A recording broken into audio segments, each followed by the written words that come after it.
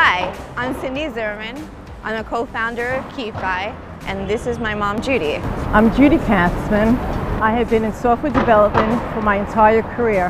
And we work with cryptocurrency and blockchain technology. My formal education is a little different because this wasn't the field I wanted to go into. I was very business oriented. Like, tech was not exactly what I really wanted to do, but it turned out I was good at it. I actually ended up with an economics degree. And then when I graduated, I realized that it was too broad.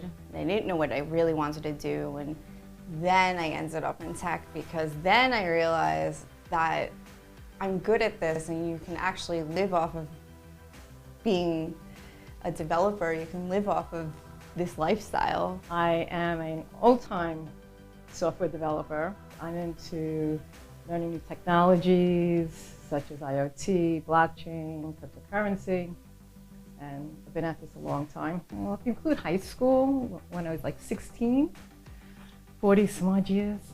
You know, back in, let's say, the 70s, and you tell people you're a software developer, then, just kind of roll their eyes. I was always exposed to tech, but definitely software. What people don't realize is when you're writing software, when you're writing code, it's kind of something that you can pull into everyday life. It's not necessarily something that you need a computer in front of you. Because what's behind it is algorithms, and it's just a logical way of thinking. So when you're in the kitchen and you're doing chores, what is the most logical way of doing those chores? What is the most logical way? Are you going to start cooking, or are you going to put away the clean dishes first? Or are you going to start washing things? Like, how do you do it in the most efficient manner? And that was my life.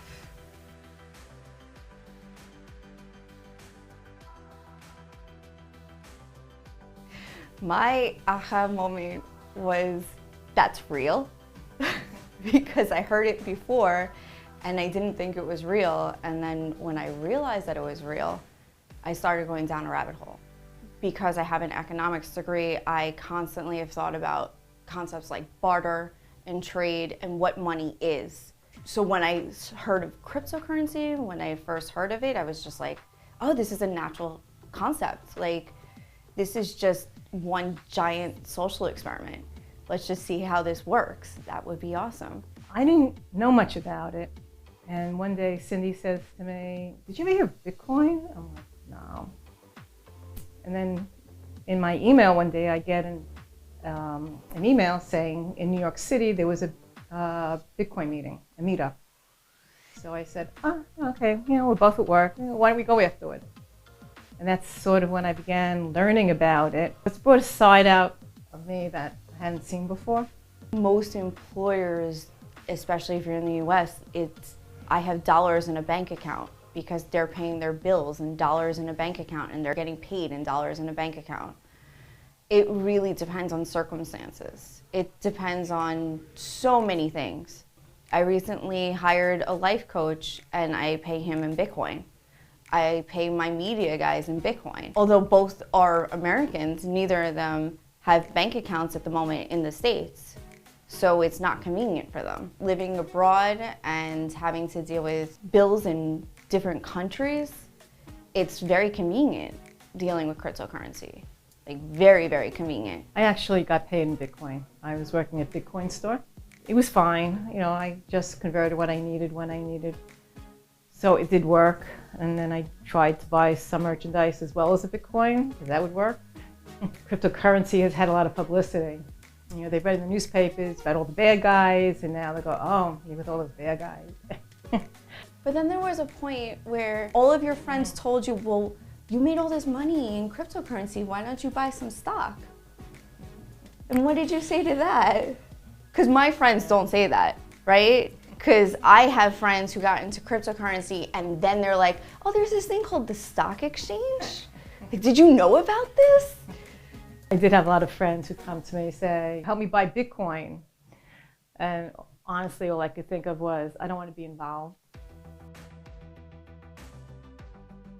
We don't actually work together today. Yeah, we have.